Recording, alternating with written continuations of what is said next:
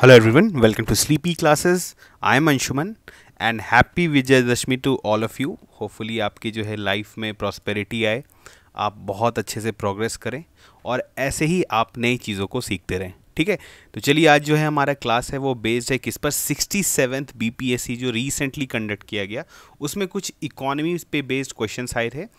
पिछले सेशन में आपने देखा होगा बीपीएससी के अंकित सर ने maximum questions of history, Bihar static GK, उससे भी जो क्वेश्चंस पूछे गए थे उसको उन्होंने कवर किया है, काफ़ी अच्छे से कवर किया है. आज हम लोग देखेंगे जो इको के क्वेश्चंस आए थे और बहुत सारे जो है हमने बीपीएससी के जो कोर्स में हमारे जो इनरोल्ड हुए थे या फिर जो हमारे फ्री इनिशिएटिव जैसे कि घटना चक्र सीरीज़ में या फिर बिहार वाला जो हमने सीरीज़ चलाया था उसमें जो भी लोग उसमें इनरोल्ड थे या जो भी लोग उससे मदद ले रहे थे, तो बहुत सारा क्वेश्चंस जो है वो वहाँ पर से देखने को मिला है. ठीक है, तो सारे क्वेश्चंस को हम लोग एक एक करके देखेंगे.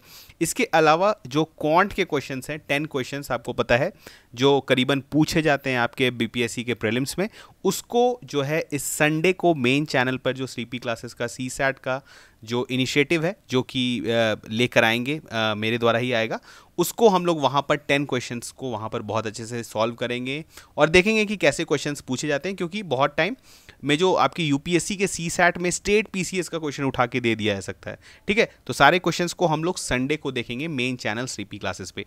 ठीक है, तो आज देखते हैं हम लोग जो इको के क्वेश्चंस आए हैं उनको.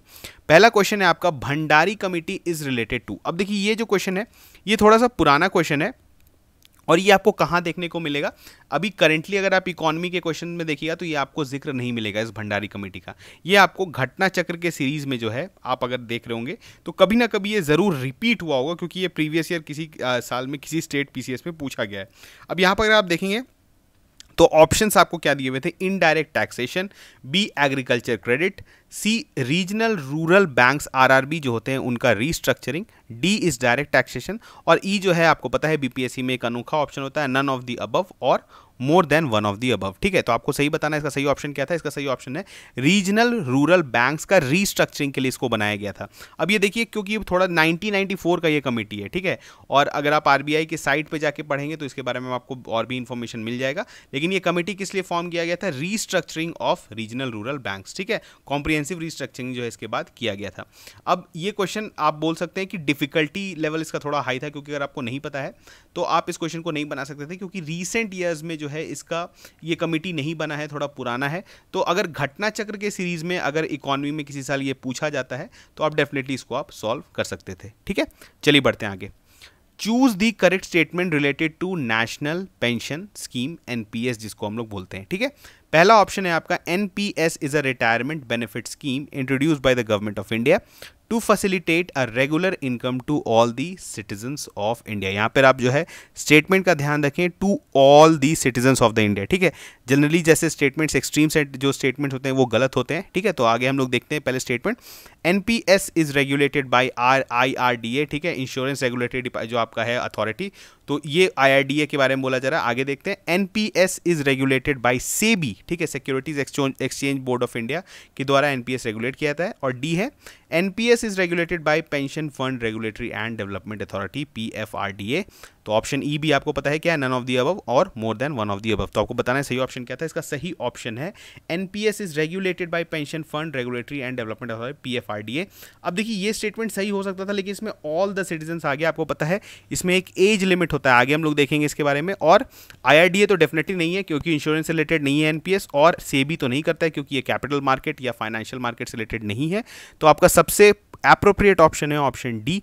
फर्स्ट ए ऑप्शन भी आपका सही हो सकता था, लेकिन उसमें all the citizens of the India दे दिया गया है. इसके बारे में थोड़ा सा देख लेते हैं. देखिए, नेशनल पेंशन स्कीम जो है ये गवर्नमेंट स्पॉन्सर्ड पेंशन स्कीम है. गवर्नमेंट ने जब पेंशन स्कीम को मतलब जो पहले पेंशन मिलता था उसको एंड किया, तो उसके बाद उन्होंने बोला कि अब सारे गवर्नमेंट ऑफिसर्स को लेटर ऑन सारे ओवरऑल सबके लिए ओपन कर दिया गया. तो क्या था कि आपको अपने पेंशन का खुद ही इंतजाम करना पड़ेगा. ठीक है, आप कुछ सर्टेन अमाउंट आप जो कॉर्पस जनरेट करिए उसका इन्वेस्टमेंट होगा स्टॉक्स में, इक्विटीज़ में, आप डिपेंडिंग या बॉन्ड्स में, डिपेंडिंग आप ऐसा बोलते हैं, ठीक है, आपके फंड मैनेजर्स होंगे, उसके अनुसार जो आपको रिटर्न आएगा उसी को आपको पेंशन की तरह लेना पड़ेगा। अब यहाँ पर देखिए दिक्कत क्या है, यहाँ पे जो आपको जो एक लिमिट है, एनी इंडियन सिटीजन, कोई भी Indian citizen between 18 and 60 years, मतलब अगर आपकी उम्र 18 या 60 साल के आप बीच में है तो आप एनपीएस ज्वाइन कर सकते हैं, ठीक है। तो यहाँ पर जो है इसी कारण ये स्टेटमेंट, आपका स्टेटमेंट ए जो है वो गलत हो जाता है, ठीक है। अब यहाँ पर देखिए जो मनी है आपका invested in NPS is manage by PFRD, हमने बोला पेंशन फंड रेगुलेटरी डिपार्टमेंट जो है वो जो है इस चीज को रेगुलेट करता है, फंड मैन, और यहाँ पर क्या है, कुछ रजिस्टर्ड पेंशन फंड मैनेजर्स होते हैं जिसको पीएफआरडी अप्रूव करता है, और वही सब जो है आपके कॉर्पस को मैनेज कर सकते हैं। इसमें कौन कौन सा है देखिए, जैसे एलआईसी पेंशन फंड है, कोटक महिंद्रा पेंशन फंड है, रिलायंस कैपिटल पेंशन फंड है। अब चलिए देखते हैं आगे। तीसरा आपका है which of the following is not included in the priorities of Indian budget 2022 to 23, जो 22 का बजट आया है इसमें कौन सा जो है आपका वो इंक्लूडेड नहीं है, ठीक है, नॉट इंक्लूडेड का बात रहा है। पहला है आपका इंक्लूसिव डेवलपमेंट, बी है productivity enhancement and investment, sunrise opportunities, energy transition and climate action, C है disinvestment, D is PM Gati Shakti, and E none of the above और more than one of the above. तो आपको बताना है सही option क्या है। इसका सही ऑप्शन है ऑप्शन सी, डिस इन्वेस्टमेंट का जो है वो बात इस बार नहीं हुआ है। अगर आप बजट के स्पीच को, जो हमारे फाइनेंस मिनिस्टर हैं उनके स्पीच को अगर आप सिर्फ सुन लेते तो आपको पता रहता है कि डिस इन्वेस्टमेंट को इस बार जो है उसके बारे में बात नहीं हुआ है। पिछले कुछ बजट से जब अरुण जेटली थे उन्होंने उस समय डिस इन्वेस्टमेंट के बारे में काफ़ी बात किया था, जब भारत, आपको पता है एक्सचेंज ट्रेडेड फंड या भारत 22 करके एक फंड क्रिएट किया गया था जिसके द्वारा हमारे जो पीएसयूज हैं उनका डिसइन्वेस्टमेंट किया जा रहा था। तो उस समय बजट में काफ़ी न्यूज़ में रहता था, लेकिन करंटली जो 2022 या 23 का जो बजट है इसमें गति शक्ति के बारे में भी बात हुआ है, सनराइज अपॉर्चुनिटीज़ के बारे में बात हुआ है, इंक्लूसिव डेवलपमेंट के बारे में तो बहुत ज़्यादा बात हुआ है। तो ये सारे चीज़ जो थे, अगर आप एक बार सिर्फ बजट स्पीच या फिर अगर आप बीपीएससी का हमारा कोर्स इनरोल किए हुए थे तो उसमें जो बजट वाला सेक्शन था उसमें हमने फर्स्ट में यही डिस्कस किया था कि बजट स्पीच में बोला क्या गया है, बजट का आउटलाइंस क्या है, ये बहुत जानना जरूरी है, क्योंकि स्टेट पीसीएस में डायरेक्टली आपसे बजट पे बेस्ड क्वेश्चन पूछ लिया जाता है कि बताइए इस बार बजट का थीम क्या था या बजट में मेन चीज़ क्या हुई थी। तो गति शक्ति का तो बहुत ज़्यादा जिक्र है, क्योंकि आपको पता है ये मल्टी इंक्लूसिव एक बहुत मास्टर प्लान स्कीम है जिसके अंदर जितने भी लॉजिस्टिक्स हैं, जितने भी ऑलरेडी रनिंग प्रोग्राम्स हैं उसको इसमें इनकम्पास किया गया। तो आप गति शक्ति को तो आप डायरेक्टली बता सकते थे कि ये हमारा, और इंक्लूसिव डेवलपमेंट का इस बार खास करके जो है वो बात हुआ है, and also about sunrise opportunity, ठीक है, न्यू सेक्टर सनराइज सेक्टर्स हैं उनके बारे में बात हो रहा था। तो एक डिसइन्वेस्टमेंट आ जाता है जिसके बारे में जिक्र इस बार हमारे बजट में नहीं हुआ था, ठीक है। चलिए बढ़ते हैं आगे। What was the total production of wheat in India as per fourth advance estimates in year 2020 to 21? अब आप बोलेंगे कि सर ये तो काफ़ी फैक्चुअल क्वेश्चन है, अब इस तरह के क्वेश्चंस को हम कैसे बनाएंगे।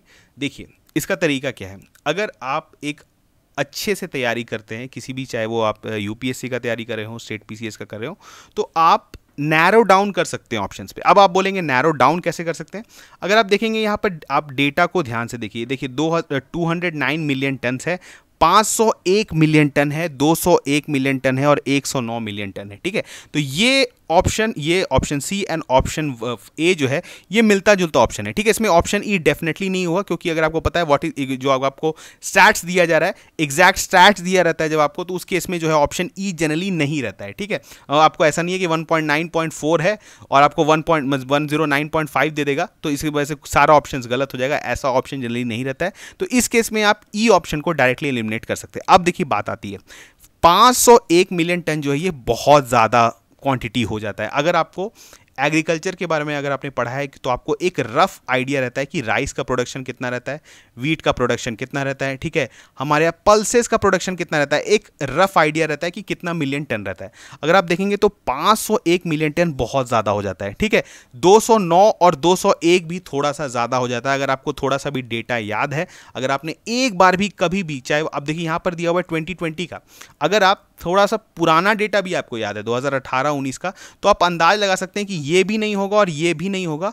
तो 109 जो आपका 5 मिलियन टन है ये है आपका करेक्ट आंसर, ठीक है। अगेन इस चीज़ को आप कैसे जानते हैं, अगर आपने कभी भी एग्रीकल्चर पढ़े हैं, अगर आप एग्रीकल्चर के बारे में पढ़े हैं तो आपको पता है कि इंडिया में कौन कौन से क्रॉप्स उगाए जाते हैं, उनका प्रोडक्शन क्वांटिटी कितना होता है, ये आपको रफ आइडिया होना चाहिए। जैसे आपको पता होना चाहिए कि राइस जो है वो कितना उगता है, वीट कितना उगता है, पल्सेस, एटलीस्ट ये तीनों के बारे में आपको पता होना चाहिए। इसके अलावा आते हैं मिलेट्स, ठीक है, मिलेट्स के बारे में थोड़ा बहुत पता होना चाहिए, कुछ या शुगर केन, इसके बारे में में जो है ये सब अगर आपको रफ डेटा पता है तो इस क्वेश्चन को आप बना सकते थे। देखिए क्वेश्चन भी इस तरह से डिजाइन किया जाता है कि सारे ऑप्शंस को आप एलिमिनेट कर पाएं, ठीक है। अब यहाँ पर ऐसा अगर आपको देता 109 की जगह 112, 140 या 150 दिया रहता तो उस केस में आप एलिमिनेट नहीं कर पाते, ठीक है। उस समय ये क्वेश्चन टफ हो जाता, लेकिन अगर आपको ऐसे आपको जो डेटा ऐसे दिए हुए तो उस केस में आप जो है ऑप्शन डी सही मार्क कर सकते थे, ठीक है।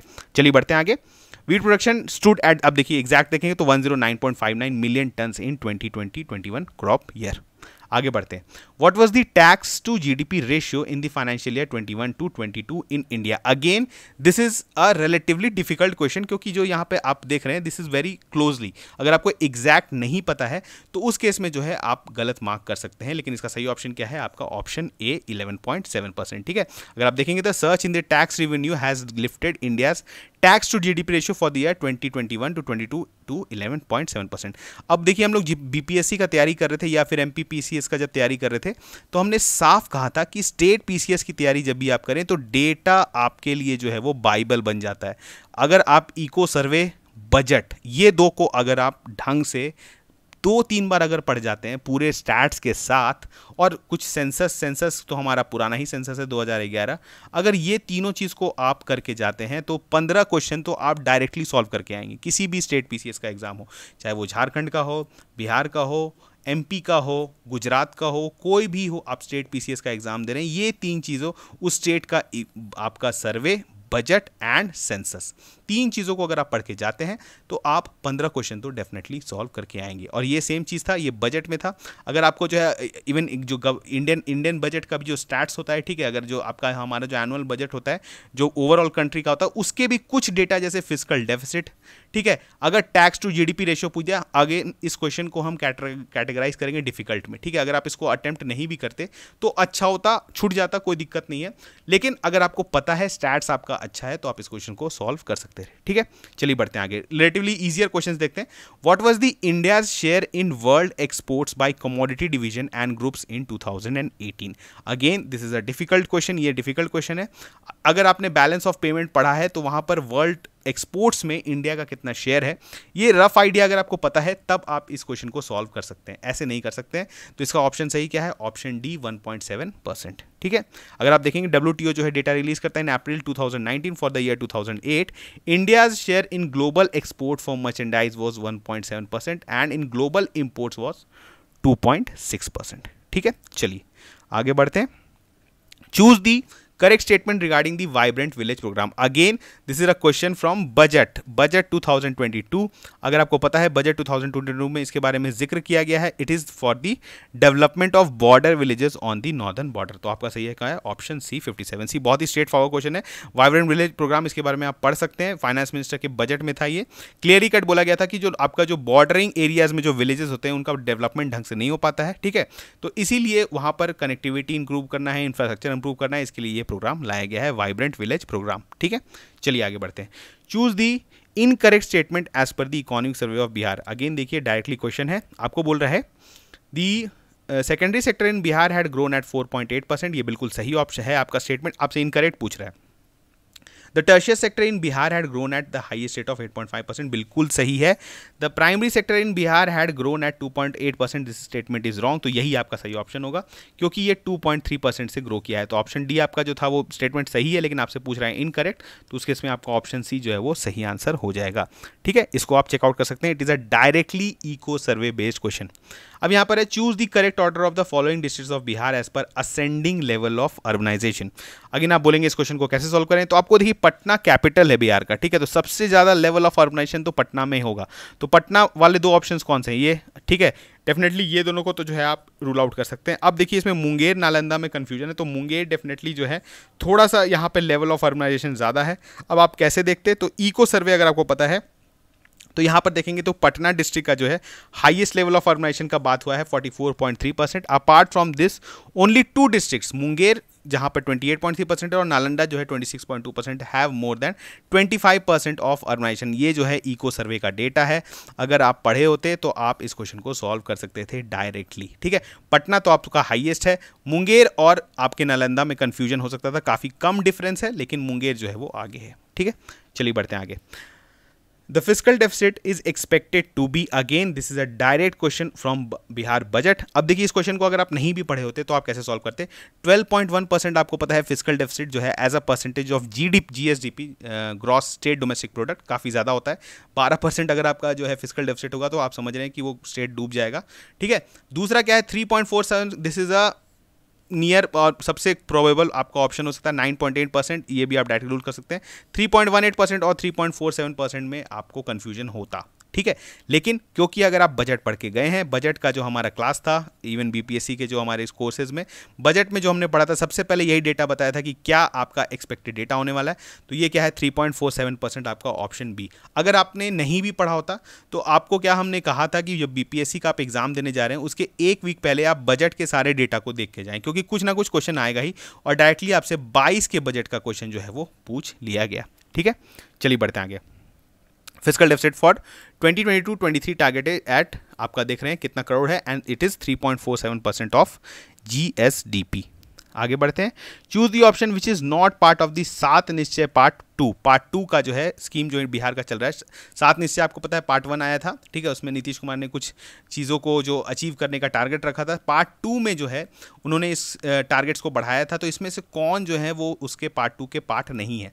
तो आपका कौन सा, strong women capable women, B irrigation water to every field, C airways to everyone, D Yuva Shakti progress of Bihar, and E none of the above more than one of the above. ठीक है, तो सही ऑप्शन क्या है, it is the irrigation water to every field. ये जो है इसमें इंक्लूड नहीं किया गया। अगर आप यहाँ पर देखेंगे, ठीक है, पार्ट 2 में भी आप देख सकते हैं, पार्ट 2 का अगर आप पार्ट देखेंगे तो आपको समझ में आ जाएगा। ऐसे हमारे लेक्चर्स में जो हमने ये देखिए हमारा पेड कोर्स है, इसमें हमने 7 निश्चय को अच्छे से कवर किया था, और यहाँ पर हमने बताया था कि क्या क्या चीज़ों को था, जैसे क्रिएटिंग एक्सीलेंस, पॉलीटेक्निक बनाना था, युवा से रिलेटेड तो बहुत सारा चीज़ था। तो आप डायरेक्टली जैसे यहाँ पे ये ऑप्शन है, आप इनको तो क्या, वुमेन के रिलेटेड बहुत सारा ऑप्शन था, युवा शक्ति रिलेटेड बहुत ऑप्शंस था। तो एयरवेज का बात आप जो है देख सकते हैं कि यहाँ पर एयरवेज के बारे में भी बात हुआ था। और जो बस है एक बात जो यहाँ पर हुआ था कि वो था कि आपका जो ये वाला जो हमारा इरिगेशन वाला पार्ट है, irrigation water to every field, ये जो था 7 नीचे पार्ट 2 में नहीं था। ठीक है, चलिए बढ़ते हैं आगे। Choose the correct order of Bihar state district in descending order of per capita income. Per capita income के डिसेंडिंग ऑर्डर में आपको बिहार स्टेट के डिस्ट्रिक्ट्स को अरेंज करना है। ठीक है, यहाँ पर देखिए again this is a question, relatively easy question, क्योंकि देखिए आपको पता है शिवहर जो है बहुत ही गरीब डिस्ट्रिक्ट है, बहुत ही बैकवर्ड डिस्ट्रिक्ट है इंडिया का। ठीक है, तो यहाँ पर क्या होता है, शिवहर तो कभी भी नहीं आगे होगा, ये भी नहीं होगा, और अररिया, 2 डिस्ट्रिक्ट हैं। अगर आपने थोड़ा सा भी सेंसस पढ़ा है तो शिवहर और अररिया की वजह से आप 2 ऑप्शंस को डायरेक्टली आप एलिमिनेट कर सकते थे, ए और सी तो नहीं होगा। अब यहाँ पे बात आती है ईस्ट चंपारण, श्योर, अररिया, किशनगंज एंड नवादा। ठीक है, यहाँ पर ये option B and option D को अगर आप देखेंगे तो अररिया एंड श्योर हमें पता है कि this is a relatively backward district. तो यहाँ पर नवादा सबसे टॉप पे हो सकता है, किशनगंज, ईस्ट चंपारण, तो सबसे प्रोबेबल ऑप्शन जो है आपका ऑप्शन डी लग रहा है। ऐसे आप जो है अगर इको सर्वे अगर आप पढ़ के जाते तो वहाँ पे डायरेक्टली दिया हुआ कि देखिए districts with low per capita income, जैसे श्योर सीधा बता दिया जाता है कि श्योर जो है, शिवहर हुआ, अररिया हुआ, सीतामढ़ी हुआ, ईस्ट चंपारण हो, मधुबनी हो, सुपौल हो, किशनगंज हो। ठीक है, तो यहां पर जो अगर आप देखेंगे तो क्या है, पर कैपिटा इनकम जो है वो काफ़ी कम है। और अच्छा कहाँ है देख रहे हैं, मुंगेर, भागलपुर, रोहतास, ठीक है, मुजफ्फरपुर, औरंगाबाद, गया, भोजपुर एंड वैशाली। ठीक है, चलिए बढ़ते हैं आगे। Which statement is not true about the poverty estimated based on the 68 round of NSSO? आपको सही ऑप्शन बताना है, इसका क्या होगा। यहाँ पे दिए हुए ऑप्शन है, the poverty line defined at ₹33.33 per capita per day for urban areas, और द 21.9% पॉपुलेशन जो है इंडिया का was living below the poverty line. यहाँ पर अगर आपको देखिए एनएसएसओ का आपने पढ़ा है 68 राउंड का अगर डेटा, तो भी आप इस क्वेश्चन को बना सकते थे, लेकिन इसका सही ऑप्शन जो है वो आपका दिया हुआ है option E. This is relatively difficult question, इसमें आपको सारे चीज़ पते होते तभी आप इस क्वेश्चन को सॉल्व करते, लेकिन क्योंकि इसमें नेगेटिव मार्किंग नहीं होता है तो आप इस तरह के क्वेश्चन में जहाँ पे बहुत सारा डेटा दिया हुआ है, जैसे अभी दिया हुआ था, तो आप क्या मार सकते हैं, अगर आपको कुछ नहीं क्लियर है तो आप उस केस में ऑप्शन ई भी मार्क करके आ सकते हैं। ठीक है, कभी कभी ये ज़्यादा ऑप्शन करेक्टिव रहता है इस तरह का जब आपको ऑप्शंस दिया हुआ रहता है, लेकिन जिनको पता है डेफिनेटली वो इसको सॉल्व किए होंगे। ठीक है, ये बहुत ही डिफिकल्ट क्वेश्चन में आप इसको मार्क कर सकते हैं। ठीक है, उसके आगे देखिए, विच of the following party defines the partly defines the micro enterprise. Micro enterprise जो है आप इंडिया में जो है वो किसके कौन सा होता है, सही ऑप्शन इसका क्या होगा, annual turnover not more than 15 crore. B है investment in plant and machinery not more than 1.5 crore.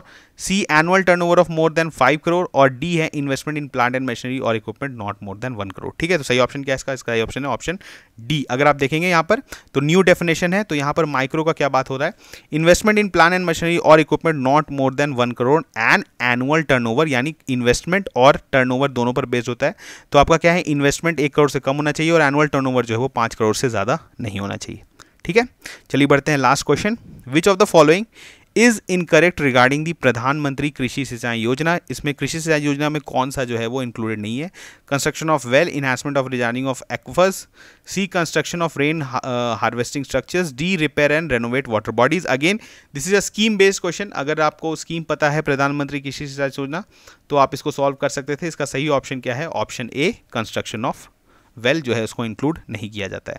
ठीक है, अब जो है इसके अलावा क्वांट का क्वेश्चंस जो है वो संडे को मेन चैनल पे आएगा, तो आप वहां पर देखेंगे, उसका सॉल्यूशन हम लोग का सारे अच्छे से डिस्कस करेंगे, तो आप वहां पर जो है उस पार्ट को देख सकते हैं। इसके अलावा जो बीपीएससी का मैक्सिमम क्वेश्चंस है उसको हमने कवर कर लिया। अब इसके बाद लेटर ऑन अभी जो हरियाणा पब्लिक सर्विसेज कमीशन का जो एग्ज़ाम हुआ है उसमें भी बहुत सारे क्वेश्चंस आए हैं, बहुत अच्छे अच्छे क्वेश्चंस आए हैं, जिसको जो है अभी रीसेंट हो सकता है इस वीक या नेक्स्ट वीक अंकित सर उसको डिस्कस करेंगे, तो आप उसको ज़रूर देखिएगा। ठीक है, तो चलिए मिलते हैं नेक्स्ट सेक्शन में, तब तक थैंक यू।